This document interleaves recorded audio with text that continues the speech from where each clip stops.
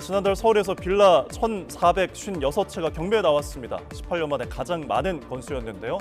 이전에 많았던 건 지난 2006년 5월입니다. 당시에는 1,475건이었습니다. 지역별로 볼까요? 서울 강서구가 압도적으로 많았는데요. 546건, 비율로 따지면 37%에 달합니다.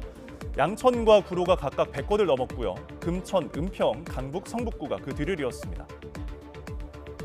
이번에 보시는 표는 연도별 월 평균을 나타낸 겁니다. 지난해 900건을 훌쩍 넘기면서 급등을 했죠. 지난해 10월부터 1000건을 넘어선 이후 7개월 동안 떨어지지 않고 있습니다. 이렇게 최근 갑자기 물건이 몰리고 또 유독 강서구에 많은 이유, 짐작하시는 것처럼 전셋값 급락, 전세 사기 여파와도 연결돼 있습니다. 이렇게 경매에 나와도 낙찰되는 게 하늘의 별 따기입니다. 지난달 경매에 붙여진 서울 빌라 중에 낙찰된 건 200채가 조금 넘습니다. 비율로 따지면 15% 수준에 불과합니다. 심지어는 13차례나 유찰된 경우도 있습니다. 이 빌라는 2,500만 원도 안 되는 금액이 나왔는데요. 이 감정가가 3억 원에 가까우니까 8.6% 수준입니다. 그런데도 주인을 찾지 못했습니다. 전문가들은 전세 사기 사건으로 떠들썩했던 빌라에 대한 불안감이 여전한 것으로 분석합니다. 문제는 빌라 물량이 앞으로 더 나올 거라는 건데요. 언제까지 빌라에 대한 공포감이 계속될지, 또 쌓여가는 경매 물건이 시장에는 어떤 영향을 미칠지도 지켜봐야 할 걸로 보입니다. 온라인으로 범죄자들의 신상을 공개하는 이른바 사적 제재를 일삼아온 한 유튜버가 정작 뒤에서는 당사자들에게 돈을 뜯어낸 혐의로 덜미를 잡혔습니다. 구독자만 무려 30만 명에 달하는데요. 내용 살펴보겠습니다. 해당 기자회견 영상 아마 익숙한 분들도 계실 겁니다.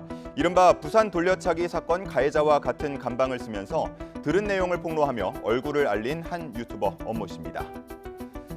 엄 씨는 그동안 유튜브 채널을 운영하면서 사회적 공분을 낳은 폭행, 아동학대 사건 등의 가해자 신상을 공개해 왔는데요.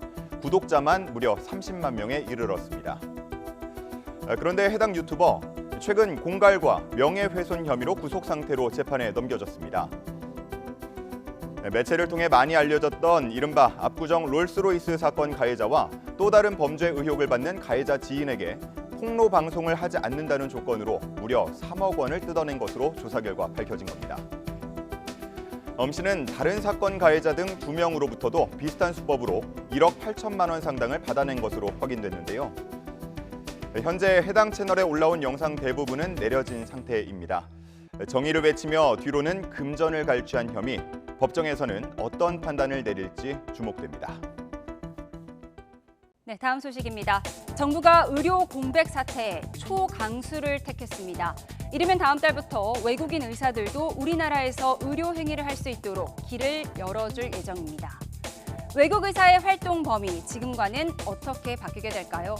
현재 정부는 전 세계 38개 나라 159개 의대 출신 외국 면허 의사들에게 의사 국가고시 지원 자격을 주고 있습니다.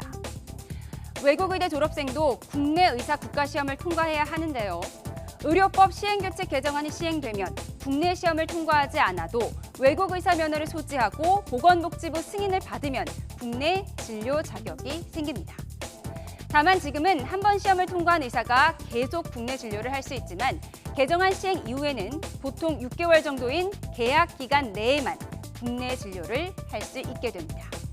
또 이런 진료는 보건의료재난 경보가 심각일 때만 적용되는데 전공의들이 병원을 이탈한 지난 2월 23일부터 현재까지 심각 단계죠.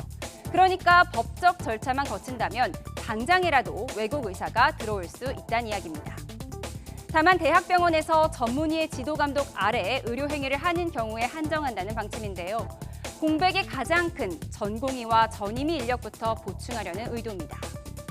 이에 대해 폐암 환우회 등 환자 단체는 환영하는 목소리지만 의료계는 격앙된 반응을 보였습니다. 이면택 대한의사협회장은 SNS에 전세기는 어디 두고 후진국 의사를 수입해오나요? 라는 글을 올렸죠. 이는 지난 3월 박민수 복지부 차관이 의사가 현장에 하나도 안 남으면 전세기를 내서라도 환자를 치료하겠다고 말한 걸 들어 비판한 건데요. 언어가 통할지 걱정이다. 중국인 의사들이 가장 많이 들어올 것이다 등등 누리꾼 사이에서도 논란이 분분합니다. 정부가 내민 초강수 카드가 3개월째 이어지는 의료 공백 사태에 어떤 변화를 가져올지 지켜봐야겠습니다.